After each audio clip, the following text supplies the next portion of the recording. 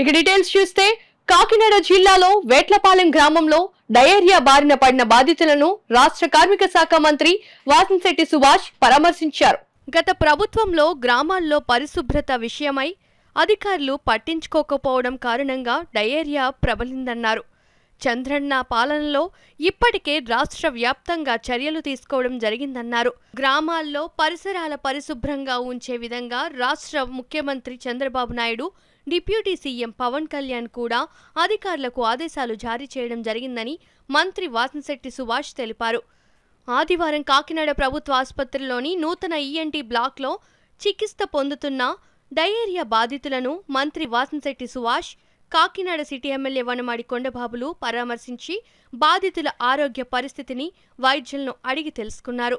మంత్రి వెంట Kakinada GGH superintendent doctor Lavanya Kumari, BC నాయకులు పప్పు, దుర్గా రమేష్, టీడీపీ నగర అధ్యక్షులు మల్లిపూడి వీరు తదితరులు ఉన్నారు. శుభ్రత అనేది మెయింటైన్ చేయకపోవడం వల్ల అధికారులు అలసత్వం వల్ల ఈరోజు ఈ పరిస్థితి. ఆల్రెడీ చంద్రన్న పాలన వచ్చింది. ఎట్టి పరిస్థితుల్లో వీటి మీద మరి తగు చర్యలు తీసుకుంటాం. ఆల్రెడీ ఆదేశాలు కూడా జారీ చేయడం జరిగింది.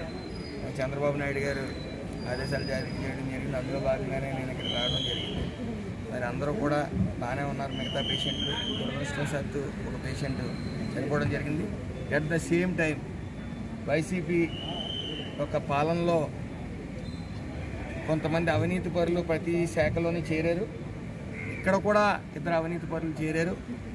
వైసీపీ కార్యకర్తలు వాళ్ళు వర్కర్స్ 100 మంది అయితే ఓ 50 మందిని చూపించి అలాగే శాలరీలో కూడా తక్కువ శాతం ఇచ్చి ఇబ్బందులు గురి చేస్తూ ఉన్నారు. దీని మీద మాకు కంప్లైంట్స్ అయితే రైజ్ అయినాయి. దాంట్లో భాగంగా కూడా ఇక్కడికి ఎంక్వైరీ కోసం రావడం జరిగింది. వాళ్ళ మీద కూడా చర్యలు తీసుకోవడం జరుగుతుంది. అది మాకు మొత్తం ఏదైతే జరిగిందో అది పేపర్ రూపేనా మేము అడగడం జరిగింది. దాని నిమిత్తం అవి కూడా వస్తాయి. ఇందులో భాగంగా ఇక్కడ రావడం జరిగింది. మాట్లాడటం కూడా జరుగుతుంది. ఈ లేబర్ అనే వాళ్ళకి మినిమం వేజెస్ అనేవి ఉండాలి. అవి కాకుండా అక్కడ తీసుకునే శాలరీ ఒకటి, ఇక్కడ ఇచ్చే శాలరీ ఒకటి అయింది. కాబట్టి ఇది పూర్తిగా వైసీపీ నాయకుల కింద వ్యవహరిస్తూ ఉన్నారు. గత ప్రభుత్వంలో కూడా పూర్తిగా వైసీపీ పార్టీకి చెందిన కార్యకర్తలాగా వ్యవహరించారు తప్ప ఒక బాధ్యతాయుతమైన ఒక కాంట్రాక్ట్ ఒకటి తీసుకున్నాం. చాలామంది లేబర్ ఉన్నారని ఆలోచన లేకుండా వాళ్ళకి తక్కువ జీతాలు ఇస్తూ వాళ్ళ కుటుంబ పోషణకి ఇబ్బందికరమైన పరిస్థితులు సృష్టించారు. ఎట్టి పరిస్థితులు ఉపేక్షించారు. దాని మీద కూడా కఠిన చర్యలు తీసుకోవడం జరిగింది. ద్వారా సమస్యలు పరిష్కారం చేసేవారు, ముందస్తు జాగ్రత్తలు చేసుకోవాలి. అది ఎండాకాలం వస్తుందంటే, వర్షాకాలం వస్తుందంటే కాలం తీయించడం, ఎండాకాలం వచ్చేటప్పటికి ఒక రకమైన పర్యవేక్షణ చేయడం, ఇవన్నీ కూడా సీజన్ వైజ్గా డాక్టర్లతో కూర్చుని సంబంధిత అధికారులు కూర్చొని పర్యవేక్షణ చేసేవాళ్ళు. ఈ రోజున పర్యవేక్షణ లేదు, ఏమీ లేదు. ఈవేళ పంచాయతీలకి నిధుల్లో విధుల్లో, పంచాయతీలో డబ్బులు లేనప్పుడు ట్యాంకులు క్లీన్ చేస్తారండి. ట్యాంకులు క్లీనింగ్ లేక నాచు పట్టేసి లోపల దోమలు పురుగులతో ట్యాంకులు నిండిపోయి ఉంటే ఆ నీళ్లు తాగితే ఏమవుతుందని డయేరియా రాకపోతే. ఈరోజు పంచాయతీలో ఉన్నటువంటి ప్రెసిడెంట్లే చెప్తున్నారు మాకు నిధుల్లో విధులు మీరు శుభ్రం చేయించలేకపోయింది. దానివల్ల వచ్చింది.